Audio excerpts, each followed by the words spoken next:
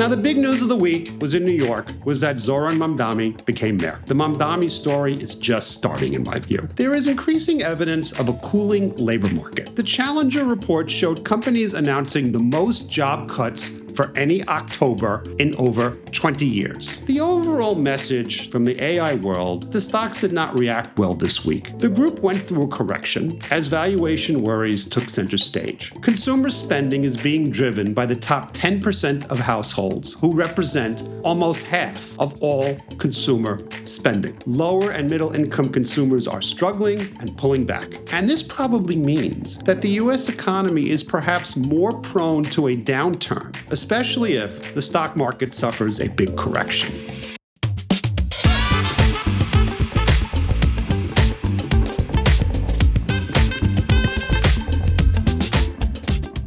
Hi, this is Steve Eisman, and welcome to another edition of the Weekly Wrap. This is for the week ending November 7, 2025. Despite all the volatility and something of a correction, markets are not that far off from the all-time highs that were reached last week. On Tuesday, markets experienced a correction with NASDAQ down over 2% as concerns mounted about sky-high AI-related valuations. But that correction only seemed to last for a day because the market then rallied on Wednesday and then proceeded to go down again on Thursday. There is increasing evidence of a cooling labor market. And because of the government shutdown, there are no official government statistics, so investors are relying on private data. On Thursday, the Challenger report showed companies announcing the most job cuts for any October in over 20 years. That's one data point. But on this news, the market went down hard on Thursday and bonds rallied as well. It's been a pretty volatile week. Now, we've been discussing how this is really a K-shaped economy with all the action in AI and AI-related stuff, with many other parts of the US economy really struggling.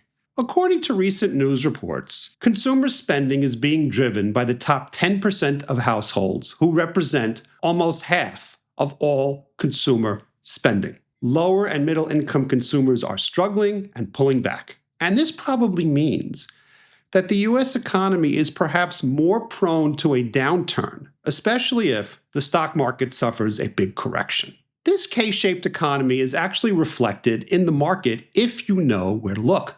As of Monday, November 4, prior to Tuesday's correction, the S&P 500 was up 16.5% for the year, and NASDAQ was up a little more than 23%.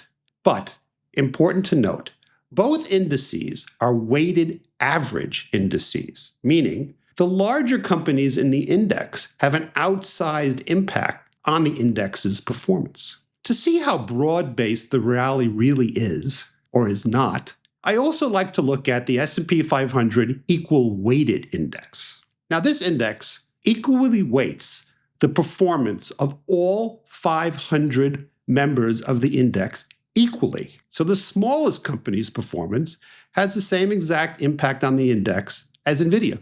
This equal weighted index, whose symbol is SPW, was up only 6.9% as of Monday. So there was almost a 1,000 basis point spread between the S&P 500 index and the SPW.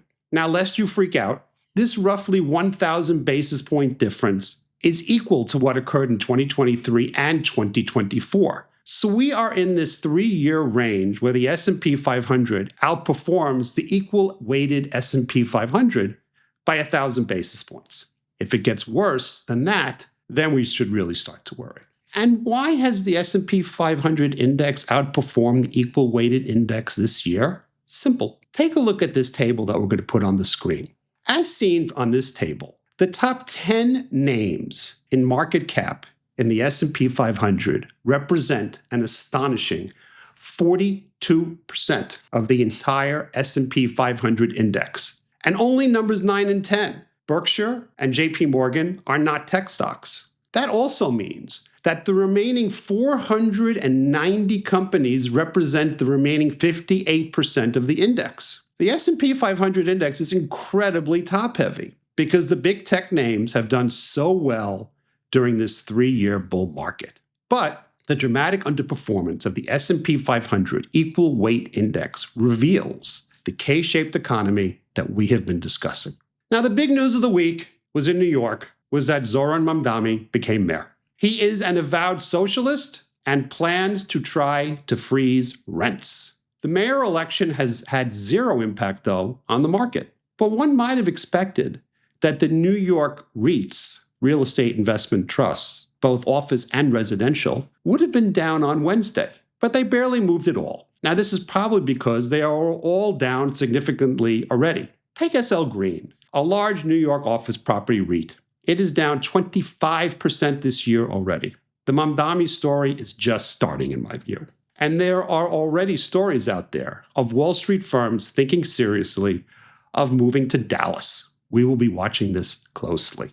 Now, let's get back to earnings season. This was a slightly slower week than last week, not much. This week, only 133 companies reported versus the more than 150 that reported last week. And again, I'm going to divide the world between AI and AI-related and everything else. The overall message, my takeaway from the AI world, is that the story mostly continues, but the stocks did not react well this week. The group went through a correction as valuation worries took center stage. Also, and this is very important, while AI names beat and raised, the beat and raises were not huge, as analysts finally seem to have mostly caught up to how well these companies are doing. In the AI-related world, let's start with Palantir, which reported Monday night. The numbers were great. The company reported 21 cents versus 17 cents expected, and revenue of $1.18 billion versus $1.09 billion expected. So beat on both categories. And the guidance was very strong and better than expected, but not that much higher than where the consensus already stands. Now, the company is performing exceptionally, both on its government and commercial sides. But it's not easy to understand exactly what Palantir does and why it is succeeding. The best explanation I've gotten was from Dan Ives when I interviewed him on my podcast about a month ago. He pointed out two things. First, Palantir has no sales force. All sales are by word of mouth, which is pretty incredible. Dan also says that all the companies he speaks to say the same thing. They all have massive databases that they manage poorly, and that Palantir comes in and analyzes their own data better than they ever could do so, and that they then developed a real strategy based on Palantir's analysis. And that's why Palantir has done so well. According to Dan, MongoDB does the same thing, but Palantir does it better. And yet, Tuesday, the day after they reported, Palantir was down over 7%. Why? Because its 2026 PE multiple is, get this, over 200 times, and its 2026 price to revenue is 75 times. That's nosebleed land. And when you live at that altitude, when you report, you just can't beat expectations. You have to blow them out of the water. There were also news reports that Michael Burry, the hedge fund manager who was also featured in the Big Short movie, had placed a very large options short position on Palantir. On a CNBC interview, Alex Karp, the CEO of Palantir, took great umbrage at Burry's position. I got an email from a viewer asking me to comment. So here goes. First of all, I have no position in Palantir, but of course, I really wish I had bought it ages ago. Yes, the valuation is incredible, but the company has an incredible story and it is executing. So the short thesis, in my view, is purely a valuation one. And I have found over the years that shorting a stock purely on valuation is usually a recipe for disaster unless you catch a correction just right, which is incredibly difficult. In a bull market, shorting great stories because of high valuations is something I just don't do. I've learned that hard lesson too many times to try doing it again. Moving on. AMD, chip company, a beat and raise quarter. They reported $1.20, which is 30% growth versus $1.16 expected, so a beat. Revenue reached $9.3 billion, which is 36% growth, handily beating the $8.7 billion expected. AMD guided revenue to above the current consensus, but It predicted a gross margin in the December quarter of 54.5%, which is great, but is only equal to the consensus. Some investors, I think, must have wanted more gross margin guidance, and so the stock was under pressure after AMD reported. Another AI name, Arista. This is a tech company that has been a huge beneficiary of the AI story. ANET delivers all kinds of routing products used in data centers. Its chief competitor is Cisco, and it also delivered great numbers. 25% earnings per share growth, which was a slight beat. But revenue and margin guidance was only in line, so the stock went down on these numbers. But that's what can happen when a stock is at a 2026 PE of over 40 times.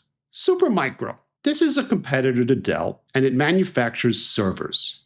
It has been a beneficiary of the AI story, but the company has had issues. It had accounting problems last year, and that hurt its overall reputation. And it reported a bad September quarter. It missed already reduced estimates for its quarter's sales and earnings, and it also gave a disappointing earnings forecast for the December quarter. The problem here, in my view, is that Supermicro, and I might add Dell too, sells products, mostly servers, that are really not proprietary. And that is why Supermicro is struggling with margins as it faces pressure to price its products lower so as to win customers. If you don't sell a proprietary product like NVIDIA obviously does, you can experience price wars. Now, don't cry for Supermicro. The stock is still up around 40% this year, but this quarter does show that its business model is weaker than other tech parts of the AI story. And the stock was down 9% on Wednesday. Here's a name in the AI-related world that also disappointed. Eaton. This is an industrial company that supplies a diversified set of electrical products used to create factories and data centers. It's a stock that has dramatically re-rated because within industrials, it's been a big beneficiary of the reindustrialization of America and the growth in data centers. And so the EPS growth has been a strong mid to high teens, which is very high for an industrial company. Investors in industrials have been willing to pay up for Eaton, and so the PE has re-rated to around 25 times. But on Tuesday, it disappointed. It reported earnings per share of 307 versus an estimate of 306, so that's okay. But net sales of $6.99 billion missed the estimate of $7.08 billion, a very rare miss for Eaton. Moreover, it gave earnings and revenue guidance for the fourth quarter that were both slightly below the consensus. The stock was down 7% on Tuesday. And here's an AI-related name, but in a negative way, that posted decent numbers and went down anyway. Gartner Group. This is an IT consulting company, which I've spoken about before, which has had two big problems this year. First, the US government has been cutting back on all consulting contracts, and that has hurt. Second, the market is petrified, and I really mean petrified, that AI is going to reduce the need for any and all consultants. Now, despite these issues, Gartner reported pretty decent numbers and raised guidance. It sees adjusted earnings per share of at least $12.65. The prior guidance was for only $11.75, and the consensus was at $12.21. And it raised revenue guidance a little bit. But no one cares because the AI overhang is just super powerful, and the stock was down on Tuesday, the day it reported. And it is down 53% this year. Ugly. Moving on. Uber. The company reported on Tuesday, and the stock was down 6%. Now, Uber has done well this year, with the stock up around 50%. Revenue beat, but earnings missed, and the company gave muted expectations for the fourth quarter. Now, long term, the issue surrounding Uber is how will it transition to a world of self-driving cars? But that day is not here yet. Again, moving on from AI, PJT Partners, which is a financial. This is a boutique investment bank, and we are, without question, in the midst of an M&A advisory boom. And there are a few ways to play this. In big cap, you can own Goldman or Morgan Stanley, and in non-large cap, You can own companies like Evercore and PJT Partners, which are investment banking boutiques. Full disclosure, I own PJT. The company reported fantastic numbers Tuesday. Total revenue was $447 million, up 37% year over year, and beating the estimate of only $335 million. It's quite a beat. Adjusted earnings per share was $1.85 versus 93 cents last year and versus the estimate of $1.40. So very, very strong numbers. Another financial, Apollo. This is an alternative asset manager that is both a private equity firm as well as a very large private lender. Now, normally in a bull market, companies like Apollo and Blackstone perform well, but not this year, as investors have worried about the large growth in private credit. And with the recent bankruptcies and frauds of Tricolor and First Brands, investors have worried more, even though it looks like private equity firms have no exposure here.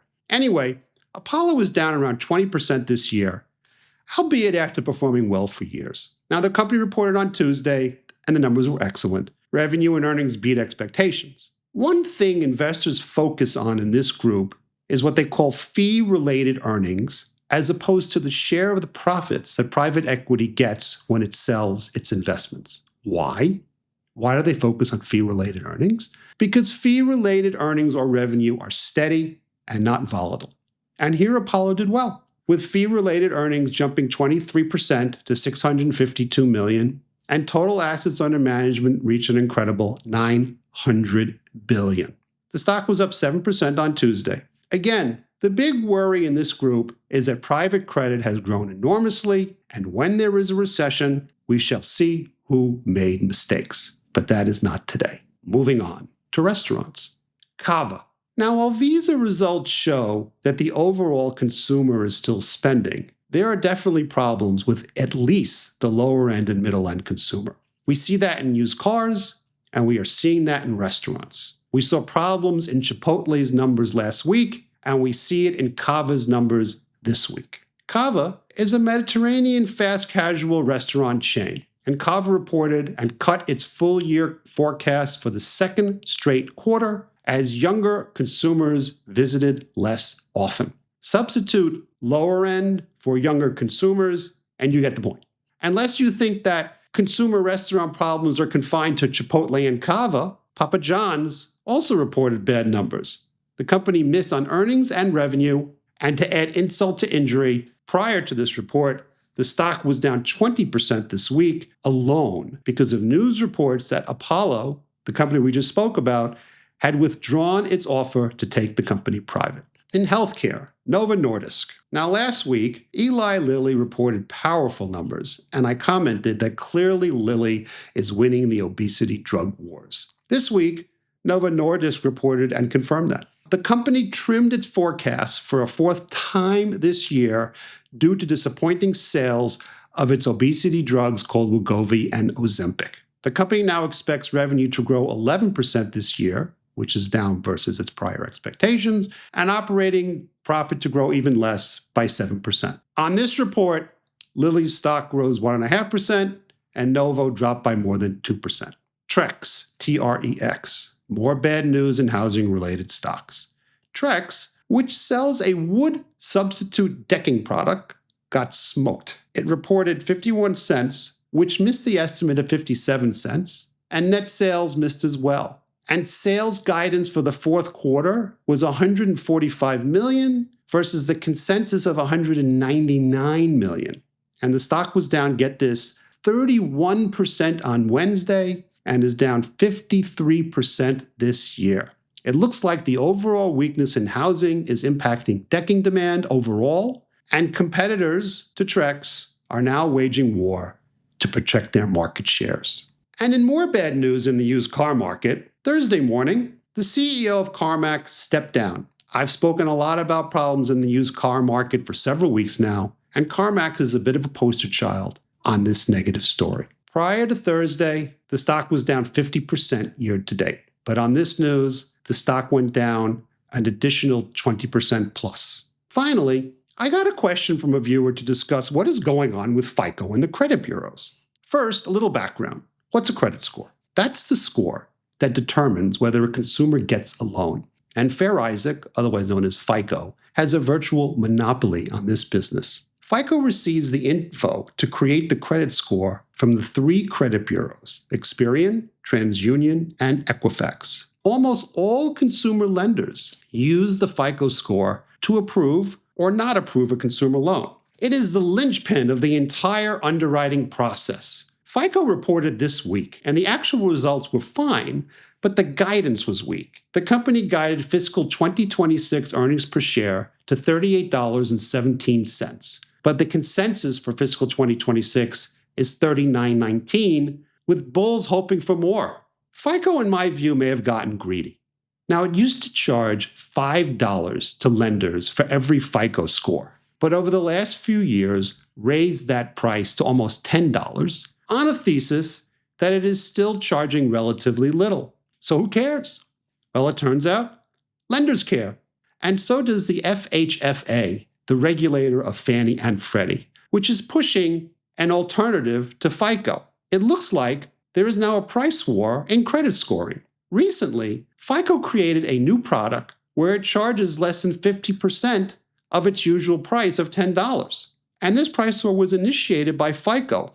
And that, I think, is potentially dangerous. What is super dangerous is that the alternative to FICO is something called Vantage Score, which is created by the credit bureaus. It's one thing to have a price war with your competitors. It's another thing to have a price war with your competitors who are also your information data suppliers. It seems to me that FICO is betting the company that it will maintain its monopoly position. This is an evolving story, and we will be following it closely. And now for the mailbag. I want you all to know that I deeply appreciate all the comments and questions. We are starting to develop a real community, and I know that I have learned a ton from both the comments and the type of questions being asked. So keep it coming. Because this is a jam-packed earnings week, I'm only going to address one question this week, a question from Andrew, who asked, how does money creation fractional banking really work? Well, Andrew, what you're asking is how does depositing money in a bank create even more money? And here's how it works. Let's say I deposit $100,000 into a bank checking or savings account. A bank has to hold capital and liquidity against its assets and liabilities. Deposits are a liability. Let's say, for simplicity's sake, that it has to hold 10%. Now, the actual number is much more complicated to calculate, but 10% is not that far off. So the bank can lend $90,000 out of the $100,000. Now, the borrower takes that money and normally deposits it in a different bank that can now lend $81,000, $90,000 times 90%. And this process continues on so that an original $100,000 deposit creates multiples of itself in new money through the banking process. It sounds like magic, but that's how it works. And that's how we want it to work. We want banks to safely take our money and lend it out. That's how the financial system works. And that's the wrap. On Monday, we will post an interview with Glenn Shore, the financial services analyst at Evercore. Glenn covers alternative asset managers, traditional asset managers, and big traditional financial institutions like Goldman Sachs, Morgan Stanley, and Bank of America. We had a very wide-ranging conversation with particular focus on the growth in private lending and any lurking problems, which is a hot topic these days. Hope you will tune in. Also, this last week, we dropped an interview with the management of a cannabis company, Glass House Brands. This is a speculative story that you also might find interesting. And if you haven't already, please consider subscribing to our YouTube channel so you can receive these weekly wraps along with our podcast and the financial literacy masterclasses. Subscribing is the best way to help the channel, and we greatly appreciate your support. Also, be sure to check out our website, realeismanplaybook.com. There you can easily access all our episodes, as well as the financial literacy masterclasses and some other goodies as well. Check it out, and see you soon. This podcast is for informational purposes only and does not constitute investment advice. The host and guests may hold positions in stocks discussed. Opinions expressed are their own and not recommendations. Please do your own due diligence and consult a licensed financial advisor before making any investment decisions.